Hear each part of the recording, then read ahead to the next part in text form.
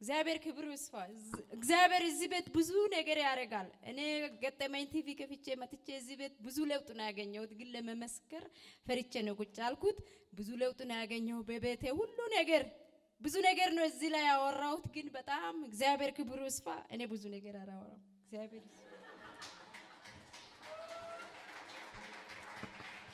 እስቲ ለዚህ ጌታ ሕያው ለሆነ ኤልሻዳይ ለሆነ ለሚፈታ ለሚያድን ጌታ እልልታ፣ ጭብጨባ፣ ክብር ይሁን። ባለፈው ዓርብ ተጸልዮልሽ ነበር። እዚህ መጥተሽ ጌታን ተቀብለሻል። ከአጋንንት ስራት ተፈተሻል።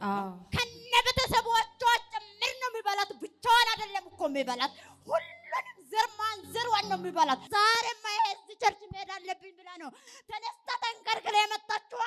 ብዙ ቦታ ሄዳለች፣ ግን ዛሬ እዚህ ተገለጠች። ባንዴ ቤቷ ተገለጠች። እስካሁን ተገልጣታ በኢየሱስ ስም አንድ ሁለት ከኔ በኋላ ጸልይ። ሁለት እጅሽን አንሺና እንደተንበረከክሽ ጌታ ኢየሱስ ሆይ አመሰግናለሁ። ዛሬ ነፃ ስላወጣኝ አመሰግናለሁ። አጋንንትን ድግምትን መተትን ጥንቁልና ክጃለሁ። ከዚህ በኋላ ኪሳራ በህይወቴ አይሆንም። ተፈውሻለሁ። አልሞትም። ነፃ ወጥቻለሁ። በኢየሱስ ስም አሜን። ምንድን ነው የተፈጠረው? እስቲ አራ ብዙ ነገር ነው ለኔ ተፈታልኝ። ማላወራ ነገሮቹ ነው የተፈታ። በቤቴ ያለ ሁሉ በሚሰራቸው በሚሄድበት ነገር ሁሉ ነው የተፈታ። ጌታን ነው ማምነው። እኔ ሌላ ምንም ብዙ አላወራም። አይ ቆይ ታወራለሽ። ቆይ አንደኛ ዮሐንስ ላይ ዮሐንስ ሲናገር ምን አለ? እኛ ምናወራላችሁ አለ ያየነውን የቀመስነውን የዳሰስነውን እናወራላችኋል።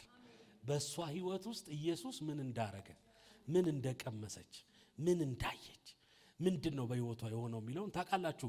ቲቪ ላይ ሲጸለይ ነው ክፉ መንፈስ ወስዶ ከግርግዳ ጋር ያጋጫል። እና ከዛች ምሽት ጀምሮ ነው እንደዚህ ሆኖ ማለት ነው አይደለ?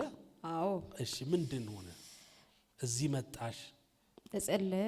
እሺ ሄርኩት።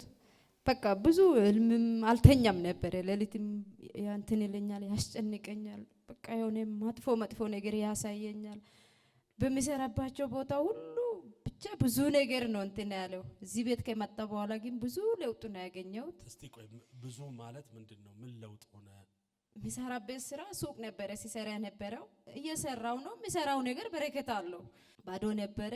ምንም የሚሰራው ገንዘብ የጠዋት ማታ ሰርቼ ከመጣሁ ጠዋት ሲሄድ ገንዘቡን አላገኘውም። የት እንደሚሄድ አላውቅም። ግን አሁን እግዚአብሔር ይመስገን ጌታ በቤቴ ገብቶ በረከቱን ሰጥቶኛል። ለኔ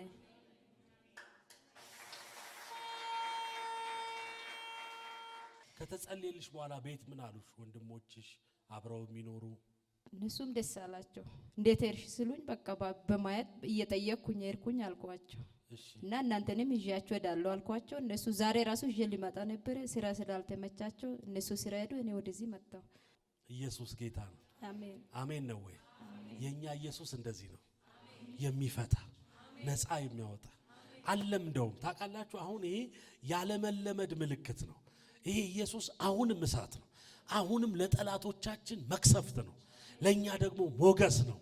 ይህንን ክብር ላደረገ እልልታ ጭብጨባ ለኢየሱስ ይሁን። ጌታን አመስግነዋለሁ።